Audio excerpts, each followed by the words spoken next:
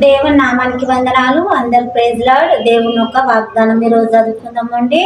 యోనా గ్రంథం నుంచి మొదటి అధ్యాయం నుంచి మనము 17వ వచనము చదువుకుందామండి.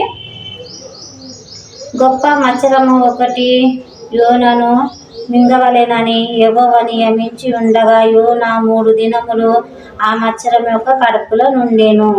చూడండి, దేవుడు ఒక మచ్చరం, ఒక పెద్ద చేపను ఏర్పరిచిండు అన్నట్టు. సముద్రంలో ఒక పెద్ద చేపను నువ్వు పోయి యోనా అన్న మనిషిని నువ్వు సముద్రంలో పడవలో నేను చెప్పిన చోటుకు వెళ్ళకుండా వేరే చోటుకి ఆయన ప్రయాణం వెళుతున్నాడు కాబట్టి అని సముద్రాన్ని హెచ్చరించినప్పుడు సముద్రం కూడా అలలతోని అది మొత్తం కింద మీద కొట్టుమిట్ట అన్నప్పుడు ఆ పడవ అనేది మొత్తం మునిగిపోయే స్థితికి వస్తుంది అన్నట్టు.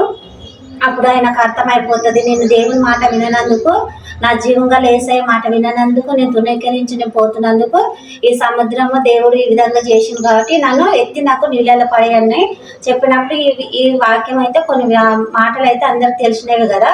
అయితే ఇందులో దేవుడు ఒక వాక్యం కాబట్టి కొన్ని వాగ్దానం కాబట్టి మనం కొన్ని మాటలు వివరించి చెప్తున్నాను. అయితే యోనా ఆ విధంగా చెప్పినప్పుడు సముద్రంలో పడేసినప్పుడు ఆ మచ్చరము పెద్ద చేపది ఆయనను మింగేస్తుంది. దేవుడు ఎప్పుడైనా మనకు ఏదైనా ఏ విషయాలైనా మనకు చెప్పినప్పుడు మనం ఆయన మాటకు లోబడేవారిగా ఉండాలి. ఆయన మాటకు శ్రద్ధగా ఆయన మాట వెళ్ళి నువ్వు ఫలానా చోటుకి వెళ్ళి నువ్వు ప్రకటించు అని చెప్పినప్పుడు ఆయన ఆ మాట వినకుండా వేరే చోటుకి వెళుతాడు అన్నట్టు, తార్సిస్కి వెళుతాడు అన్నట్టు.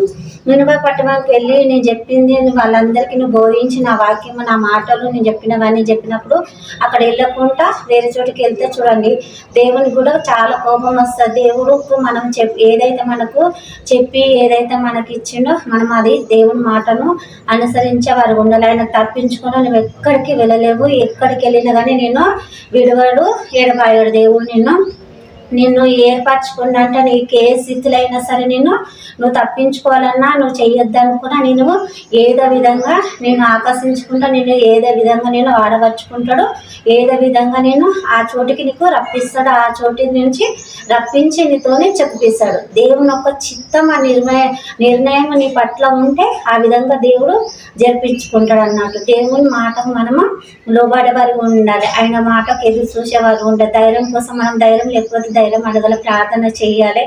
దేవా నాకు ధైర్యం లేదు కదా, నేను చెప్తే ఎవరైనా వింటారా అన్నటువంటి ఆలోచన కూడా ఉంటే మనము దేవునికి ప్రార్థన చేయాలి. దేవుడు మనకు ధైర్యం ఇస్తాడు. ఆయన మాట ఆయన ఇచ్చిందంటే ఆయన చూసుకోరా, ఆయన పిల్లలు ఆయన చెప్పి అంత ఎంత ఆలోచించి మనకు ఇస్తాడు కదా. నువ్వు పోయి చెప్పుకున్నప్పుడు మనం ఆయన మాటకు లోబడి ఆ విధంగా మనం ప్రకటించే వారు ఉండాలి, బోధించే వారు ఉండాలి.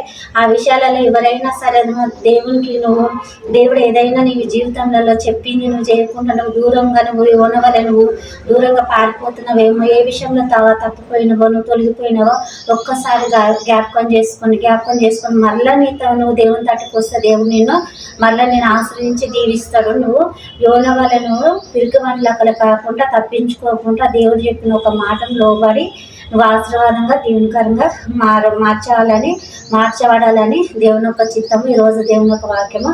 ఈరోజు దేవుడు ఇది ఇచ్చిందంటే నువ్వైతే ఏ స్థితిలో అయితే నువ్వు తప్పించుకుంటున్నావు, ఏ స్థితిలో నువ్వు దేవునికి లోబడకుండా ఉన్నావో దేవుడు ఈరోజు హెచ్చరిస్తున్నాడు. ఆ స్థితి నుంచి మనము మార్చుకుందామండి. ఆ స్థితి నుంచి దేవుడు ఏదైతే నీకు ఆజ్ఞ ఇచ్చిండో అది మనము వినేవారిగా ఉందామండి. ఆ మాటకు లోబడేవారిగా ఉందామండి.